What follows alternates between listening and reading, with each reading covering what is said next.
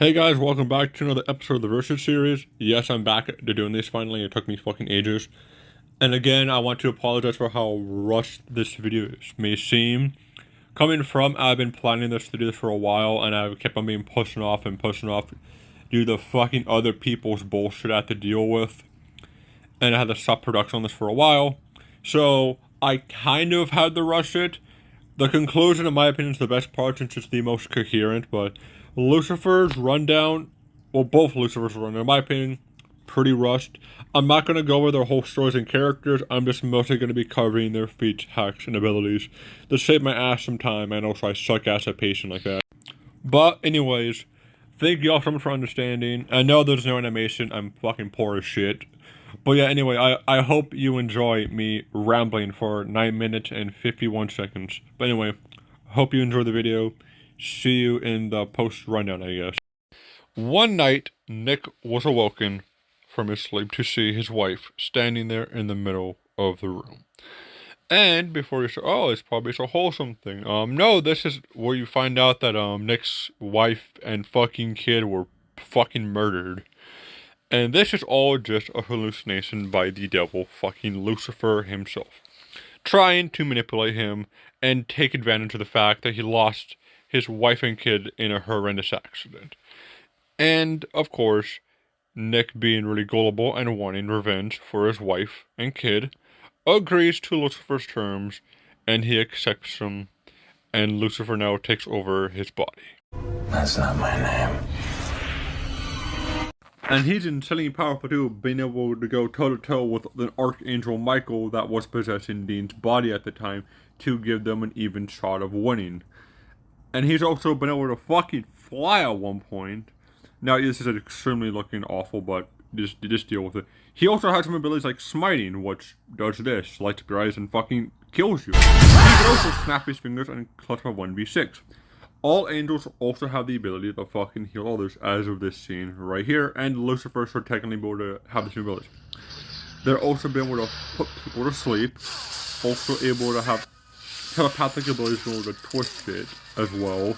Basically push people against walls, that type of shit right here. And also teleportation is an ability that all angels do have as well. Okay, now that we have some of his abilities out of the way, like smiting, which is when he grabs over your head and makes all those lights pop out of your eyes and mouth. He has telekinesis and teleportation and self-healing. He's also immortal. He also has sleep manipulations, which is when he touches you and he falls asleep. Now, yes, I am aware most of the clips I use are Castiel using those abilities.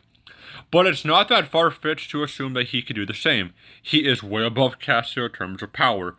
And also, he is an angel, so it's not that far-fetched to assume that he would also have those same abilities as well. Now, if you may ask, so how are you supposed to kill this guy? You either have to be God, Amara, God's sister, if you haven't seen the show, and yes, God has a sister, or having an Archangel blade. That's the only way to actually permanently kill him.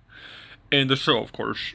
He did get his ass kicked by God's sister and God himself, but the only way to physically kill him is with the Archangel blade. But yeah, that's Lucifer's quick rundown.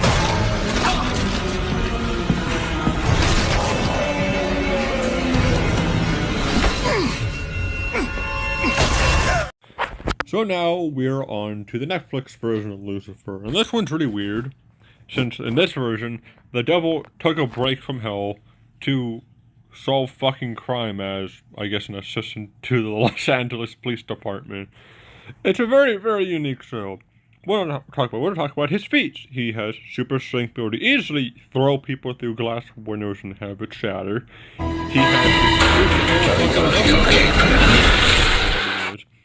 He also has super strength, being able to hold back a moving car while being in a weakened state, since of fucking Chloe Decker being there to nerf him. Which is a pretty damn impressive strength feat, considering the fact is that he is in a heavily weakened state. Now, there's no telling how weakened he is by Chloe Decker. We can't tell that, but that's still impressive that he is weakened, and he's been able to hold back a moving car. Now, all angels should have the ability to slow down time, since we've seen angels use it before, and considering that Lucifer is also an angel, in my opinion, it's not really that far-fetched to just say, oh yeah, he could also probably have the same ability considering the fact is that he is stronger than Amenadiel, and it would also make sense that they would have similar powers and abilities to one another. He has also been able to go toe-to-toe with Amenadiel in a fight, and Amenadiel is Heaven's best warrior, as it's been stated in the show that he is the best fighter they have in Heaven. And he was able to go toe-to-toe with him in a flat-out fight. And it looks like he's holding back here as well, so that's even more impressive.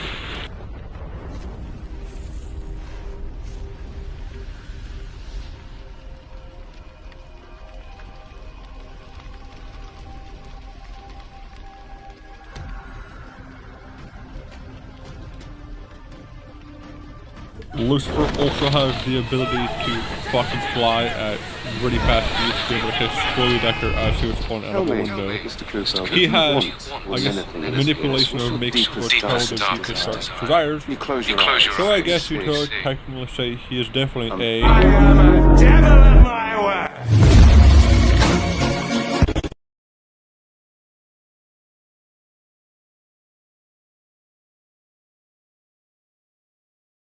Okay, in conclusion, who do I think is going to win between Netflix Lucifer and Supernatural Lucifer?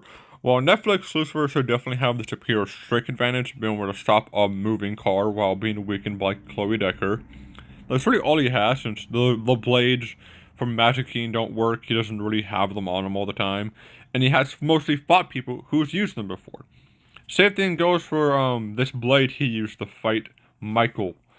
That something took a lot of prep time getting, and again, it's not something he really carries with him all the time. It was mostly just a one-off thing he used. And he could BFR him if he knew what the sigil was.